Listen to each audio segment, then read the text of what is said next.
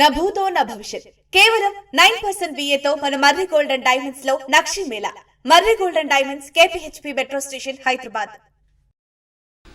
చంద్రబాబు, లోకేష్, పవన్ కళ్యాణ్ పై సోషల్ మీడియాలో అసభ్య పోస్టుల కేసు విచారణలో వైసీపీ నేత సజ్జల భార్గవరెడ్డి రెండో రోజు దాటవేత ధోరణిలోనే సమాధానాలు ఇచ్చినట్లు తెలిసింది.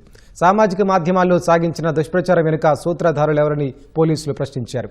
తాడేపల్లిలోని ఐపాక్ వైసీపీ కార్యాలయం నుంచి ఆదేశాలు ఎవరికి వెళ్లేవని అడిగారు. సోషల్ మీడియా కార్యకర్తలకు జీతాలు, ప్రోత్సాహకాలు ఎక్కడి నుంచి వచ్చేవంటూ ఆరా తీశారు. షర్మిల, విజయమ్మ, సునీతను కించపరిచేలా పెట్టిన పోస్టులపై పోలీసులు ప్రశ్నించగా తెలియదు, గుర్తులేదు అనే మాటలనే వల్లివేసినట్లు సమాచారం.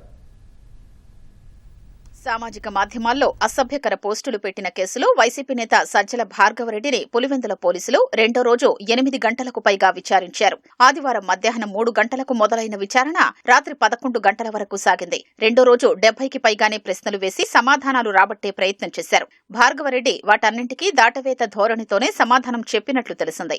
ముఖ్యంగా వర్రా రవీందర్ రెడ్డి పోస్టు చేసిన 43 పేజీల మార్ఫింగ్ ఫోటోలు, అశ్లీల చిత్రాల్ని భార్గవరెడ్డి ముందు ఉంచి ప్రశ్నలు వేశారు.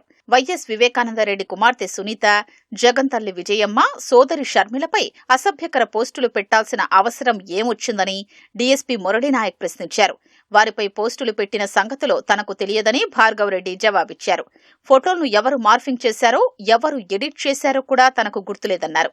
ల్యాప్టాప్, సెల్ ఫోన్ ఇవ్వాలని పోలీసులు అడగ్గా దానికి భార్గవరెడ్డి నిరాకరించారు. రెండో రోజు విచారణలోనూ భార్గవరెడ్డి నుంచి పోలీసులకు సహాయ నిరాకరణే ఎదురైంది.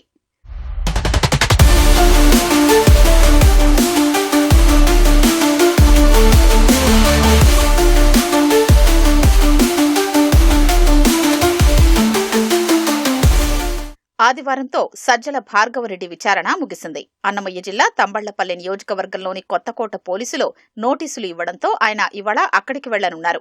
సామాజిక మాధ్యమాల్లో అసభ్యకరమైన పోస్టులపై కొత్తకోట పోలీస్ స్టేషన్లోనూ కేసు నమోదైంది.